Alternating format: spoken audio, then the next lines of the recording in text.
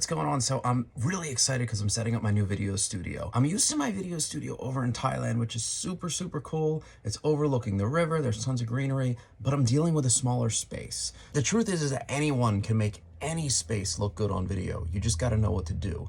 But right now I'm dealing with one very specific problem. While I'm staging the area, I don't have a way to stand in there and see what I look like on camera. So I had to call a friend in to stand in. So we've got our friend George. Thanks, George. Appreciate all your help. So as you see here, the shot looks really nice so far. We got the flip chart to the right. We've got that photo of me getting the award from Russell to the left. I'm gonna actually replace that with the actual award that's on the way in the mail. Now, if I show you the space from over here, it's really small. It's not that great. Got the camera switcher and two GH5s.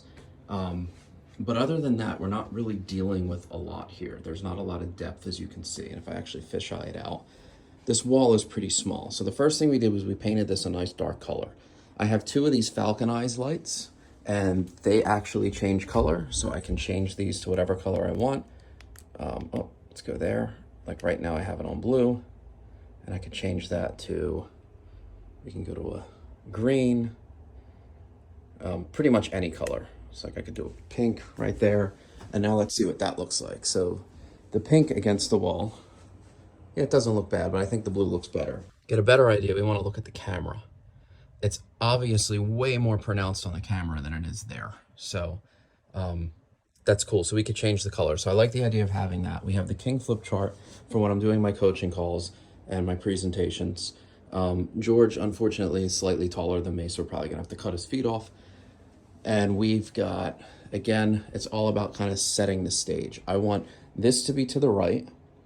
I want me to be somewhat center, and I want the award to be in the background kind of blurred. Now, the next thing we need is a honeycomb light. So these are pretty cheap on Amazon. I got a Godox SL60W. The thing about this is this diffuses the light, so it spreads it out more, and then the honeycomb kind of focuses the light. And you end up with a really, really nice pronounced light on the face from that. I have new lights arriving today.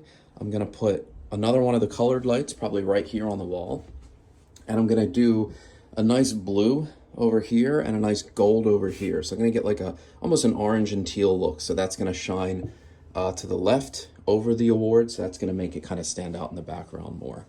I have the first camera set up on the sit to stand desk. Now, as you can see, I'm not dealing with a lot of space. I'm used to my video studio in Thailand where I'm able to have a desk that's about probably twice the width of this, and it has a lot more depth, and the room has a lot more depth. So typically, I like to be centered with the main camera.